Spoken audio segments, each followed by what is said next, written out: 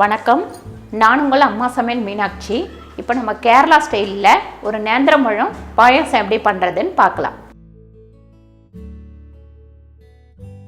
நேந்திரம்பழம் பாயாசத்துக்கு தேவையான பொருட்கள் பாருங்கள். கேரளா ஸ்டைலில் ஒரு நேந்திரம்பழம் பாயாசம். நேந்திரம்பழம் ஒரு 4 பழம் நல்லா ஓரளவுக்கு பழுத்த பழமாக எடுத்துக்கோங்க. இது தேங்காய் பால், இது 2வது பால், இது ஃபஸ்ட்டு பால்.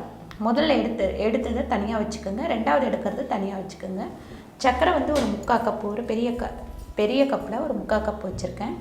நெய் கொஞ்சம் 3 பட்டை, 3 லவங்கம், கொஞ்சோண்டு ஒரு 10 முந்திரி நம்ம தேவை இருந்தால் தான் போட்டுக்கலாம், இல்லைனா போடாமல் கூட விட்டுடலாம். நான் முந்திரி வச்சுருக்கேன்.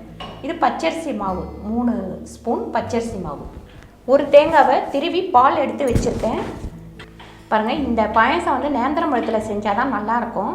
மற்ற வாழைப்பழத்தில் செஞ்சிங்கன்னா டேஸ்ட்டு இந்த டேஸ்ட்டு வரவே வராது. பாருங்கள், இந்த நெய் இந்த கடாயில் போட்டுடலாம். நேந்திரம்பழம் பாயாசத்துக்கு நெய்யை போட்டுடலாம். இந்த மாதிரி நான் எல்லா பழத்தையும் ஒழிச்சு எடுத்து வச்சுருக்கேன். முந்திரியை போட்டு வறுத்து எடுத்துடலாம். பாருங்கள், இந்த மாதிரி கலர் வந்தோடனே நம்ம எடுத்துடலாம்.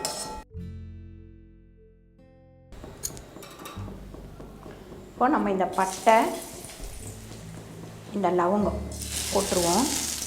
போட்டுட்டு கொஞ்சம் நல்லா மணம் வர்ற அளவுக்கு வறுத்துட்டு, இந்த வாழைப்பழத்தை பாருங்கள், இந்த சைஸில் கட் பண்ணி வச்சுருக்கேன். இதை நம்ம போட்டுருவோம்.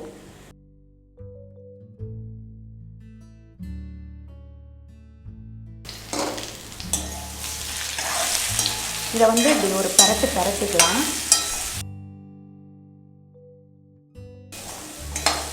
இந்த மாதிரி கொஞ்சம் வறுத்து எடுத்துட்டு இப்போ நம்ம வேறு ஒரு பாத்திரத்தில் கொட்டி வேக வச்சிடலாம். இப்போ நம்ம குக்கரில் செஞ்சோம் அப்படின்னா அதிலையே அப்படியே வதக்கிட்டு அப்படியே நம்ம தண்ணி ஊற்றிடலாம். பாருங்கள், இப்போ இந்த கப்பில் 2 அளவு தண்ணி ஊற்றுறேன். பாருங்கள், 1 சிட்டிகை அளவு உப்பு போட்டுக்கிறேன். இப்போ இதை மூடி வச்சிடலாம். மூடி வச்சு நல்லா வேகட்டும். பாருங்கள், இந்த அளவுக்கு கொஞ்சம் நல்லா வேகட்டும். இன்னும் கொஞ்சம் தண்ணி வற்றிட்டோம். பாருங்கள், அந்த பட்டை, லவங்கம், நேந்திரம் பழம், அந்த நெய்யோட வாசனை ரொம்ப சூப்பராக இருக்கும். தண்ணி கொஞ்சம் வற்றட்டும். இப்போ நம்ம மூடி வச்சுக்கலாம். இப்போ தண்ணி கொஞ்சம் வற்றிட்டோம். 2வது எடுத்த பாலை இப்போ நம்ம ஊற்றி நல்லா கிண்டி விட்டுடலாம். கொஞ்சம் அந்த 2வது பால் விட்டவுடனே கொஞ்சம் நல்லா வற்றட்டும்.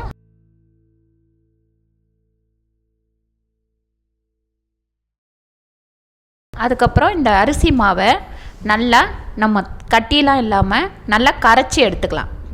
இதில் 1 கப்பு தண்ணி விட்டு கலந்துருக்கேன். நல்லா வற்றட்டும். அதுக்கப்புறம் இந்த அரிசி மாவை பாருங்கள், இப்போ நல்லா கொதிக்குது. இப்போ கரைச்சி வச்சுருக்க பச்சரிசி மாவை இதில் ஊற்றிடுவோம். இப்போ நம்ம இந்த பழத்தில் ஏற்கனவே கொஞ்சம் இனிப்பு நல்லா இருக்கும். அதனால் இந்த 3/4 கப்பு சர்க்கரையை இதில் போட்டுருவோம். பாருங்கள், இந்த மாதிரி கொஞ்சம் நல்லா கொதிக்கட்டோன்ட்டு கைவிடாமல் கொஞ்சம் கிண்டிக்கிட்டே இருங்க. அப்போ தான் அந்த அரிசி மாவு கட்டியாக ஆகாமல் ஒரே மாதிரி வேகும். இப்போ நம்ம முதல்ல எடுத்த தேங்காய் பாலை விட்டுருவோம். விட்டுட்டு கொஞ்ச நேரம் இப்படி கிண்டிக்கிட்டே இருக்கலாம். பால் நமக்கு திரண்டிடக்கூடாது. லாஸ்ட்டில் நம்ம முதல் பால் விடுறது திரண்டிடக்கூடாது. அது மாதிரி நம்ம திட்டமாக தீ வச்சு இப்போ இந்த முந்திரியை நம்ம மேலே போட்டுடலாம். இப்போ பாருங்கள், ஆஃப் பண்ணிடலாம். கேரளா ஸ்டைல் நேந்திரம்பழம் பாயாசம் இப்போ ரெடி ஆயிடுச்சு. இப்போ நம்ம எடுத்து பரிமாற வேண்டியது தான். பாருங்கள், இந்த வாழைப்பழம் இப்படி முழுசாக தான் இருக்கும். 2வது இந்த பட்டை இதுக்குள்ளே ஊறிட்டு இருந்தால் தான் அதோட வாசனை ரொம்ப நல்லாயிருக்கும். அதனால் இந்த பட்டை இப்படி தான் இப்படி பெருசாகவே போட்டுருங்க.